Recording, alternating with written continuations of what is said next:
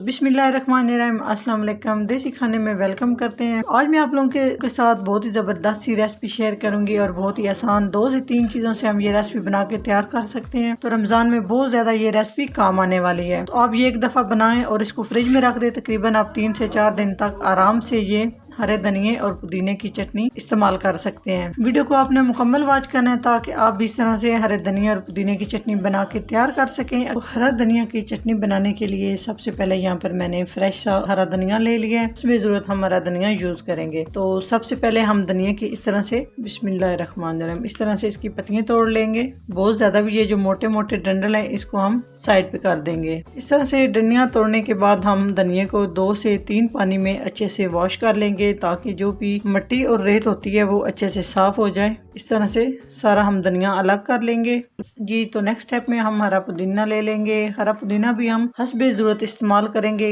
हरा पुदीना मैदे के लिए बहुत ही अच्छी चीज़ है। डंडियों से ये अलग कर लेंगे पत्ते इस तरह से। धनिया की मिकदार से हरा पुदीना हम कम यूज करेंगे क्योंकि हरे पुदीने की बहुत ज्यादा फ्लेवर होता है। इस वजह से हम थोड़ा सा इसमें हरा पुदीना शामिल करेंगे। तकरीबन ये 2 टेबल स्पून के करीब हरा पुदीना हम इसमें शामिल करेंगे इस तरह से। और दोनों चीज़ों के हम अच्छे से 2 से 3 पानी में डिप करके हम धो लेंगे ताकि जो मिट्टी और रेत होती है वो अच्छे से निकल जाए जी। तो चटनी बनाने के लिए यहाँ पे हम इस तरह की लगरी ले लेंगे। अगर आप चाहें तो जूस वाले जग में भी बना सकते हैं। तो अभी हम इसमें हरी मिर्च शामिल करेंगे। 2 अदद हम हरी मिर्च शामिल कर रहे हैं। आप अपने टेस्ट के हिसाब से कम ज्यादा कर सकते हैं। तो साथ ही साथ हम इसमें थोड़ी सी और चीजें शामिल करेंगे। 2 से 3 चुटकी हम इसमें जीरा शामिल कर देंगे। थोड़ा सा हम इसमें नमक शामिल करेंगे। नमक आप अपने टेस्ट के हिसाब से शामिल कर सकते हैं। तकरीबन मैंने नमक शामिल किया है 3 से 4 चुटकी। कोई हम इसमें लंबे चौड़े मिसाले शामिल नहीं करेंगे। इस तरह से हम अच्छे से कूट लेंगे। बिल्कुल हमने इसे बारीक कर लेना है जी। तो अच्छे से हरी मिर्च जीरा दोनों चीज़ों को मैंने अच्छे से पीस लिया। आप देख सकते हैं इस तरह से आपने पीस लेना है। अभी हम इसमें शामिल कर देंगे हरा धनिया जो हमने धो के रखा है इस तरह से। और साथ ही साथ हम पुदीना भी शामिल कर देंगे। दोनों चीज़ों को अच्छे से हम कूट लेंगे।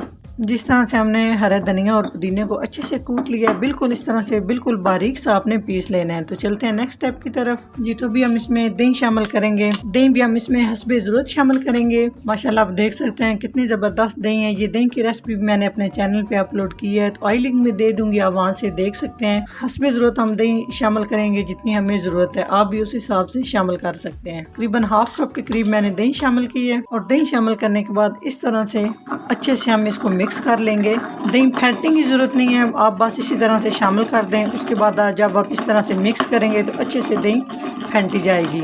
1 मिनट तक हम इसी तरह से इसको अच्छे से मिक्स कर लेंगे। बहुत ही क्रीमी सी हमारी चटनी बन के तैयार हो जाएगी।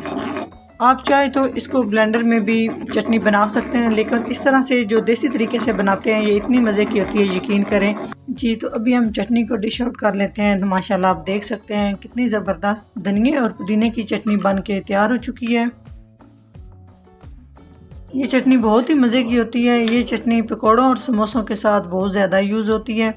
अगर मेरी रेसिपी अच्छी लगे तो लाइक एंड शेयर कीजिएगा। चैनल को सब्सक्राइब नहीं किया तो प्लीज़ चैनल को सब्सक्राइब करें और बेल आइकन लाजमी प्रेस करें। इससे मेरी हर नई आने वाली वीडियो आप सबसे पहले देख सकेंगे। इंशाल्लाह ताला एक नई रेसिपी के साथ, यूनिक और ज़बरदस्त रेसिपी के साथ हाजिर होंगे। तब तक के लिए अल्लाह हाफिज़।